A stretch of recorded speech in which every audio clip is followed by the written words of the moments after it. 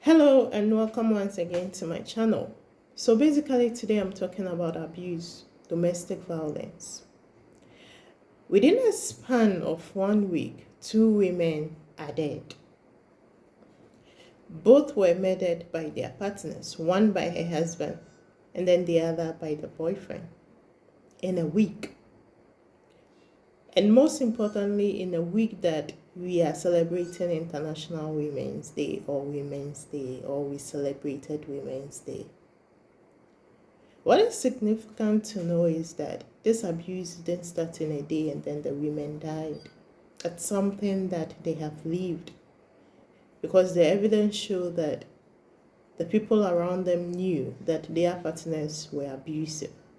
But yet these women decided to stay. And then the most important question is, why did they decide to stay in abusive marriages? Why is it so easy for women to decide to stay with men that abuse them on a daily basis? Well, I could think about a few things, such as we having counselors over the place that promotes or that asks women to stay in abusive marriages and actually pamper and kind of in a way overly protect and pamper these men that abuse them on a daily basis. The church can also be blamed because once you go to them with such problems, the elders, the pastors, etc., they are quick to tell you to pray for the man to change.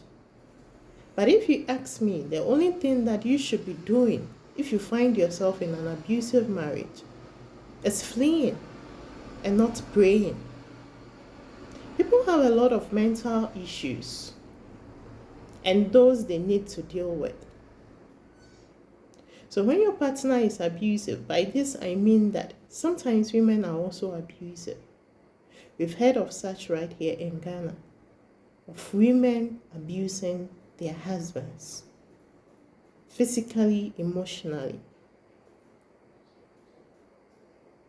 So my fellow women, the next time you find yourself in an abusive marriage or in an abusive relationship, or you sense danger, what is most important is that you leave. You leave that marriage. You leave that relationship.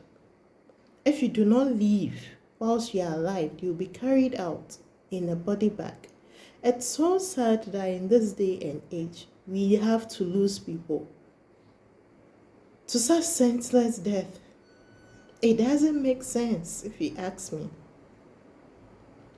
Well, there is also the saying that, or the assumption that it is difficult for to just up and leave after being with a person for so long. And so I think that we need the support system. Yes, there is the ACT Foundation that you can reach out to as a woman. There is DOFSU. There is the Pearl Safe Haven that you can reach out to. But I think that as we are angry as a state, we should look more at social support system that can support women that find themselves in such situation, and also by extension men that find themselves in such situation. And what is also important is that as a woman, do not totally depend on a man for the things that you need. I know that it's a lot of work to take care of the house and still have a job, because being a mother is a full-time job, being a wife is a full-time job, and then you have to add another career to it. But believe you me, the best thing is to have some source of income because it makes it easier to live. I found on someone's page on Facebook saying that his friend is saying that the wife will never leave him. So basically the woman doesn't have anywhere to go. So even if he's beating the woman will continue to stay with him. And while it is unfortunate that in the 21st century, a young person aged around 36 will be thinking like that, it is also unfortunate that the woman does not have any means of income. So what am I saying? Don't be a housewife. Get a job. Get a job. Get something doing. It doesn't have to be in the formal sector. In Ghana, largely most people are in the informal sector. So get something doing, something that gives you income, something that you can rely on, something that you can call your own.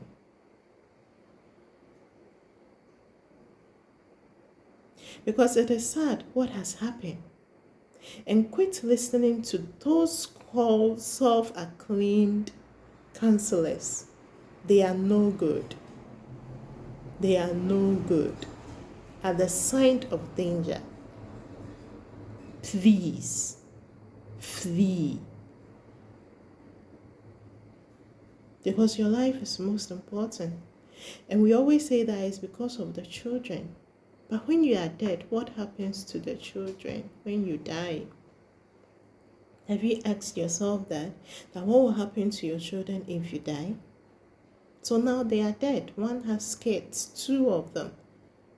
So if you are staying in the marriage because of them, now what happens to them? I can assure you that you'll be fine. So leave that marriage, leave that abusive marriage, leave that abusive relationship, and take care of your mental health. Take care of yourself. And take care of your kids. They'll be fine. All that they need, it's you. Well, it's sad, but all that we can say to our sisters who have lost their life through domestic violence, through abuse, is that they rest in peace. And I hope that this anger that is in us, in Ghana or in Ghanaians, these few days that we are enraged, something good comes out of it. That we start thinking about policies and support system to help people that are in abusive relationships. Thank you so much for listening. And I hope that we keep the conversation going. I choose to challenge, and then I also hope and pray that you will choose to challenge. Bye.